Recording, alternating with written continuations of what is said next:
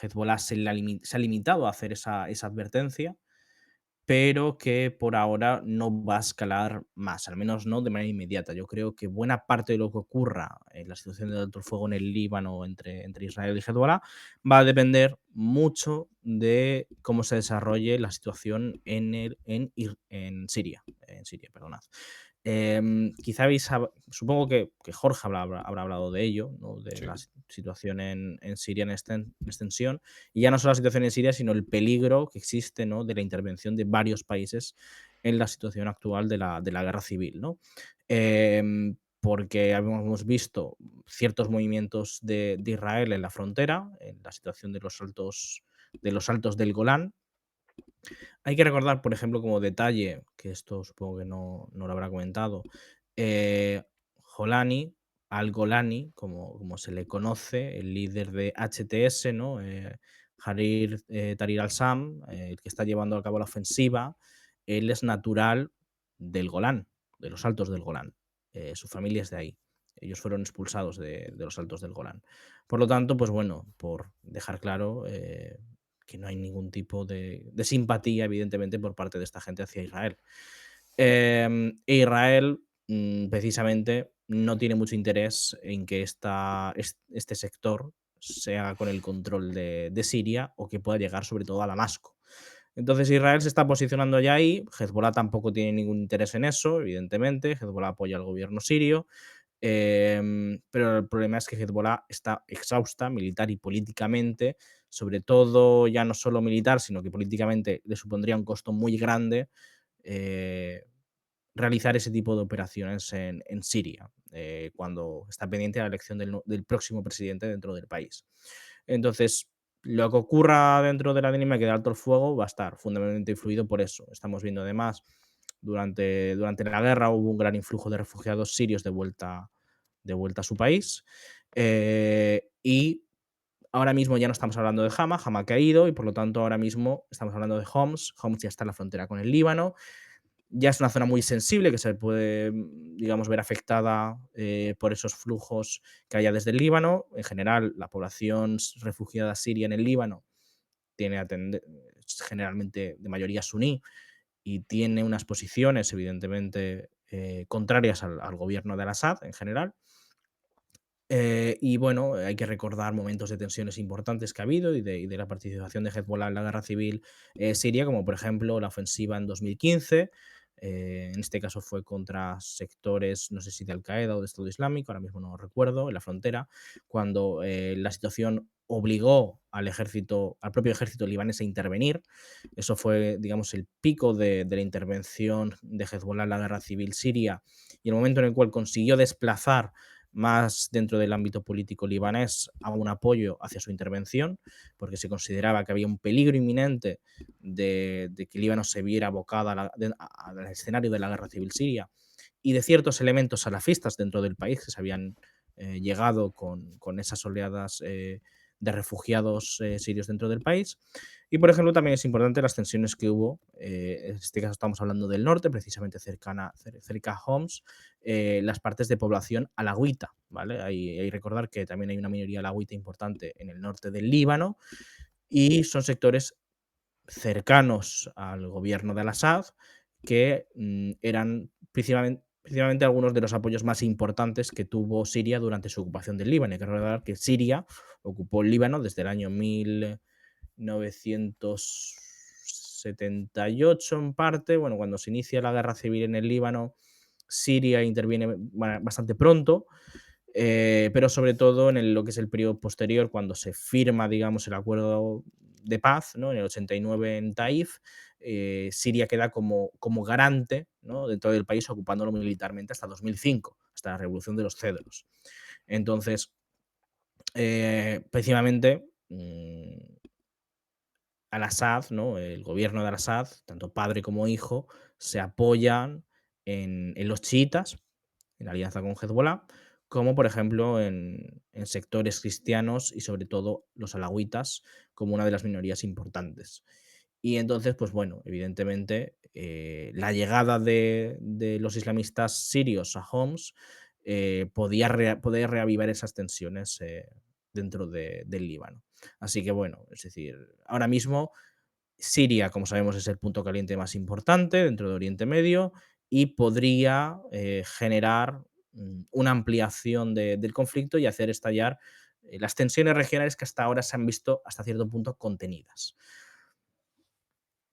Después ya estáis preguntando sobre la cuestión de amnistía y la cuestión de Gaza y ahora quería hablar de eso. No sé si tú quieres comentar algo, ¿hay alguna pregunta? De hecho, es que sí, te estaban preguntando bastante por ese informe de Amnistía Internacional. Mm, Preguntan o alguna otra cuestión referida a Siria, pero bueno, de momento, por centrarnos en el mm. Líbano, podemos ir con el Sí, informe. Líbano, Israel, Gaza. Mm. A ver, yo no he tenido momento ahora mismo para leer el informe, lo he podido ver, pero no he podido leerlo. Me parece un informe importante, evidentemente. Informes de este tipo por parte de organizaciones humanitarias internacionales, sobre todo cuando van dirigidos contra países occidentales, por así decirlo, ¿no? Es decir, cuando señalan este tipo de cuestiones, ya no dentro de un país que normalmente pues, forman parte de ese conocido como eje del mal por parte de la administración Bush, o países que son rivales sistémicos de Estados Unidos o de Occidente, evidentemente pues revisten una mayor importancia, ¿no? Porque no se hacen a la ligera este tipo de informes. Por ejemplo, también fue muy importante en 2021, 2022, no recuerdo ahora 100%, el informe de eh, Human Rights Watch, que calificó diciendo que se había pasado un umbral a Israel de apartheid.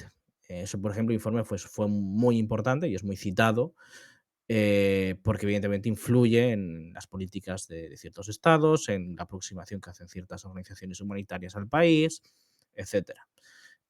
También, digamos, la propia política, por ejemplo, de refugiados de ciertos países.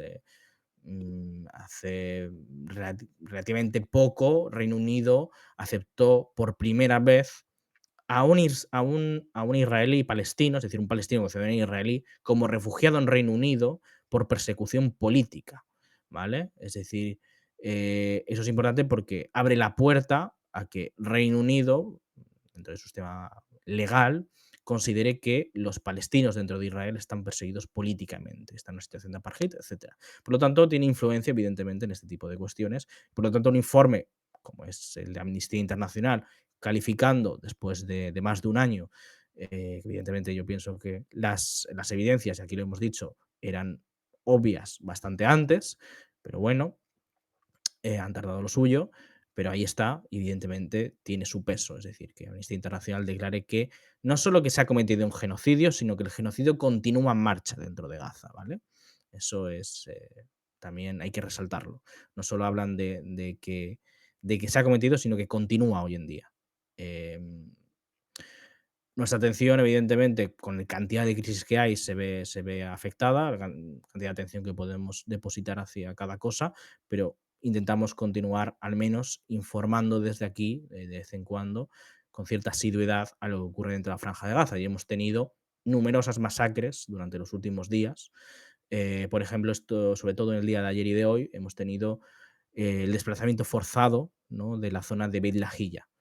Em, en general, pues bueno, se está haciendo lo mismo que se lleva a cabo en Jabalia, ¿no? El campo de refugiados de Jabalia, separación de hombres y de mujeres y niños, asedio, bombardeo, privación de alimentos para forzar la rendición de la población, su salida mediante grandes colas hacia la zona sur, desplazamiento de manera permanente, es decir, que no pueda volver la población al lugar del cual ha sido expulsada. Y en general, pues bueno, parte de este proceso de limpieza étnica, como parte del plan de los generales, que estamos viendo sobre todo en la parte norte de la Franja de Gaza, ¿vale? En general, esa es la situación que se continúa viviendo dentro de la franja.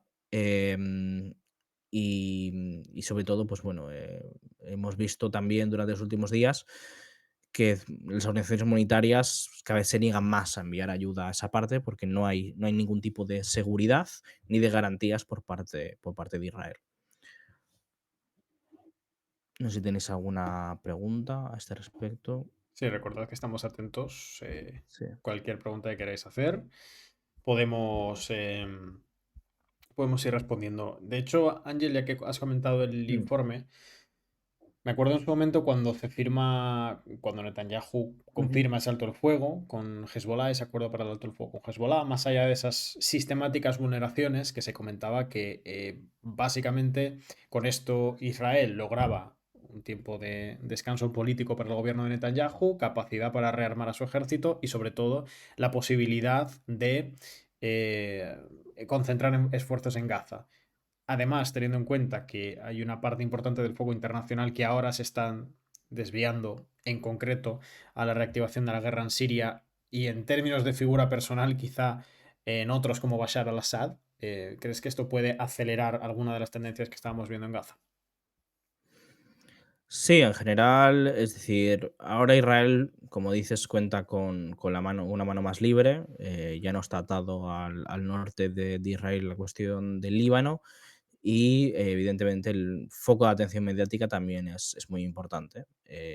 Lo que hemos visto es que se ha desplazado totalmente la atención que, por ejemplo, había a finales de octubre, principios de noviembre, cuando incluso Estados Unidos llegó a plantear un embargo de armas que sabíamos que, bueno, al menos desde aquí, ¿no? Que era papel mojado y que no tenía ningún peso, ¿no? Esa amenaza de embargo de armas a Israel por la cuestión del envío de ayuda humanitaria. Eh, pero pero bueno, ahora ya ni siquiera, digamos, hay ese nivel de atención, y eso, pues, le ha permitido a Israel, acelerar, ¿no? Y realizar de manera más cruenta, esas prácticas de limpieza étnica. Y es lo que estamos viendo en la parte norte, en las cuales, pues, tenemos día sí, día también entre 50 y 200 muertos y ahora mismo, pues no es el principal centro de las noticias a nivel internacional. A ver en el chat que vais comentando. ¿Qué sabes del acuerdo?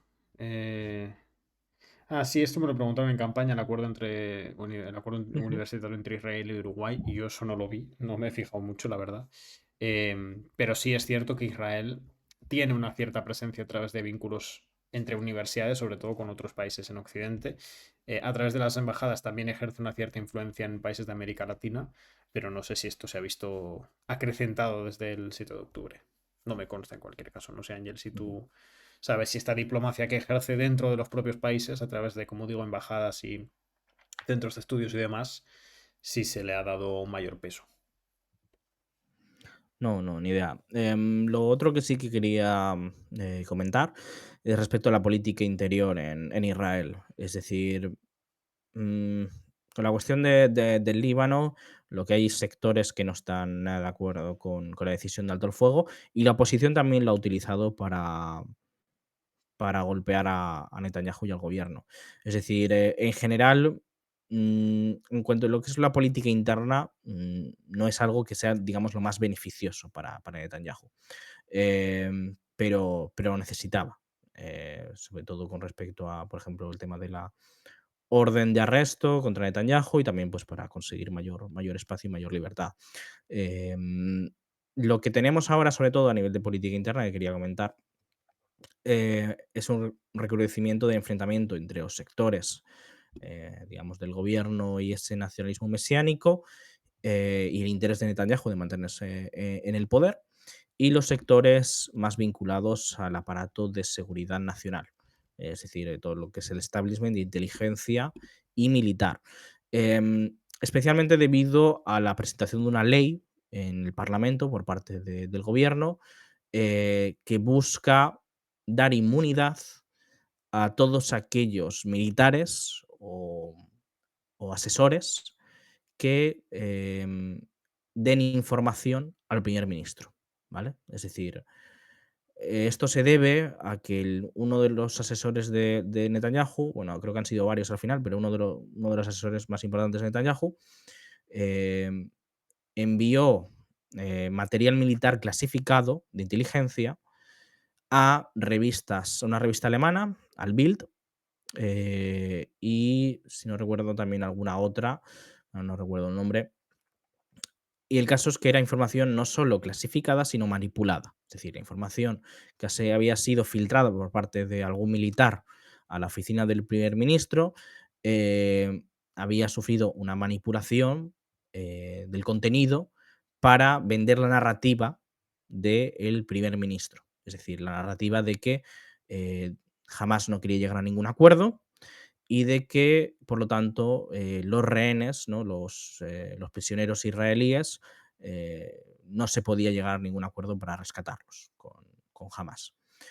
Eh, entonces, eso que se vendió básicamente para difundir una narrativa entre el propio público israelí, básicamente, manipular políticamente la percepción de los ciudadanos respecto a la posibilidad de un acuerdo y beneficiar políticamente a Netanyahu, evidentemente es un delito tanto el hecho de filtrar esa información a periódicos como pues, sobrepasar, ¿no? Canales oficiales, pasar por encima de mandos superiores y ha creado un escándalo importante y el ayudante del primer ministro ha sido puesto bajo arresto y bajo juicio por esta cuestión. La cuestión es que el primer ministro quiere garantizar una inmunidad ahora no solo para su asesor, sino también para los militares en casos de, digamos, traspaso de inteligencia clasificada de este tipo, lo cual evidentemente pone en peligro la cadena de mando, ¿no? Y la autoridad de los mandos militares. Em, Básicamente, eso ha provocado, por parte del portavoz del ejército, que se llama Herzi Halevi, es el comandante del ejército, ahora no recuerdo el nombre, pero bueno, el portavoz del ejército ha llegado a criticar, ¿no? Abiertamente la ley en una rueda de prensa. Y eso pues ha provocado denuncias por parte de sectores afines a Netanyahu, por ejemplo Ben Gvir y Smotrich, de los sectores, digamos, fascistas del gobierno, que han dicho que esto no es bueno, que Israel no es un ejército con un país, sino un país con un ejército, ¿no? Que esto es intentar imponer una dictadura militar, etcétera. Eso refleja las tensiones internas que hay dentro de Israel entre estos dos sectores y el desplazamiento del poder interno que hay, digamos, de históricamente los sectores liberales vinculados tanto a la judicatura como al ejército, hacia los sectores colonos de Cisjordania que han ido teniendo cada vez un peso mayor dentro de la política del país. Un poco la diferencia entre Jerusalén y Tel Aviv, ¿no? Que se suele decir en términos más simples y geográficos.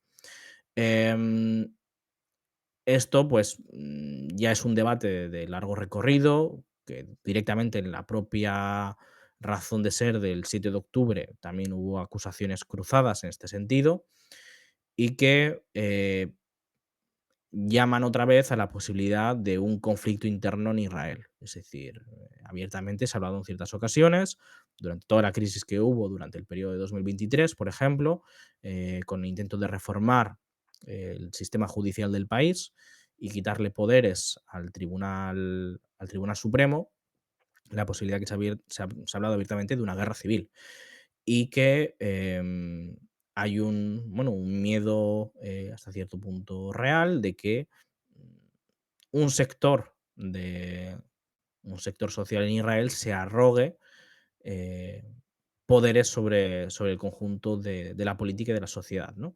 Es decir, no sería totalmente inverosímil una situación, pues, con lo que hemos visto, por ejemplo, en Corea del Sur, que se diera en Israel, y es el temor que existe entre ciertos sectores liberales en el país. Además, sobre todo con un primer ministro que ha hecho todo lo posible en todo momento para mantenerse en el poder y que parece lo ha intentado retrasar lo máximo posible en el contexto bélico, em, la apertura de su juicio, la apertura oral del juicio que haya abierto contra él por corrupción y la razón por la que ha intentado mantenerse en el cargo de primer ministro a toda costa. Esto se ha ido retrasando, pero en principio el 10 de diciembre, el próximo 10 de diciembre, se abrirá ese juicio contra Netanyahu y ahora mismo no parece que haya ninguna excusa para que se pueda volver a retrasar el juicio. Veremos, evidentemente el juicio pues aún puede durar un tiempo La verdad es que yo ahora mismo desconozco el estadio en el que se encuentra de desarrollo, em, pero, pero bueno, evidentemente eso pues, puede galvanizar aún más la, lo dispuesto que está Netanyahu a transigir ciertas líneas y intentar aprobar ciertas leyes, sobre todo en el ámbito de reforma judicial. Así que hay bastantes fichas, bastantes temas abiertos ahora mismo en Israel que hacen peligrar la posibilidad de una crisis política de nuevo que ha quedado, digamos, sepultada bajo la guerra, bajo el consenso de la guerra, de que todos los partidos están de acuerdo, digamos, con la presión y con la limpieza étnica de los palestinos. Esa es una posición, en general, entre todos los partidos sionistas que coinciden y que les hace unirse, ¿no? Ante la amenaza o el peligro que suponía pues, un ataque como el del 7 de octubre, pero que ahora, en la medida en la que eso va quedando por debajo de la política de prioridades en el Estado de Israel y queda más como un ruido de fondo para ellos, ¿no? Y pueden ponerle un piloto automático, vuelve a estar encima de la mesa, vuelve a ponerse en primer plano la cuestión de la crisis política que no se ha resuelto y que ahí sigue.